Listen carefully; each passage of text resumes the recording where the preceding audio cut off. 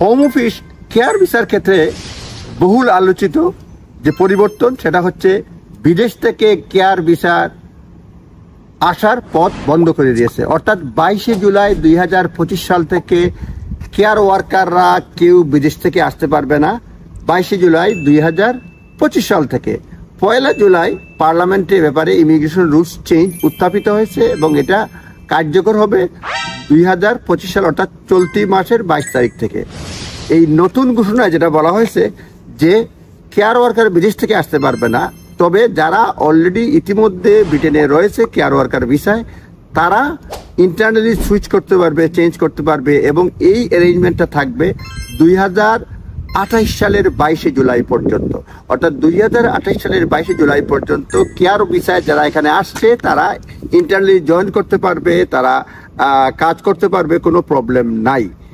বলা হচ্ছে যে কেউ যদি নতুন কেয়ার ভিসায় জয়েন করতে চায়, নতুন ক্রাইটেরিয়া বলেছে লিগেলি স্পন্সরের সঙ্গে কমপক্ষে 3 মাস কাজ করতে হবে। অর্থাৎ তারা বলছে এই কেয়ার ভিসাটা শুধুমাত্র এক্সপ্লয়টেশনের কারণে বন্ধ করে দিয়েছে, ব্যাপকভাবে এক্সপ্লয়েট হয়েছে, ব্যাপকভাবে অ্যাবিউজ হয়েছে সিস্টেমটাকে, সেটা বন্ধ করার জন্য হোম অফিস বলছে যে আমরা বিদেশ থেকে বন্ধ করে দিয়েছি, তবে যারা অলরেডি চলে আসছে তারা চেঞ্জ করতে পারবে এখানে।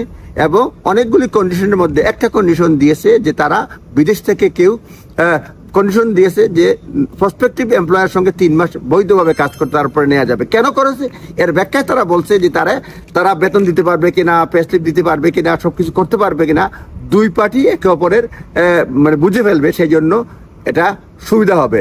সুতরাং আমরা বলবো, এবং কেয়ার ভিসা এবং সিনিয়র কেয়ার ভিসা এই ক্ষেত্রে আউটসাইড মানে ব্রিটেনের বাইরে থেকে কেউ আসতে পারবে না, তবে ইন্টারনেট যারা রয়েছে তারা 2028 সাল পর্যন্ত চলতে পারবে।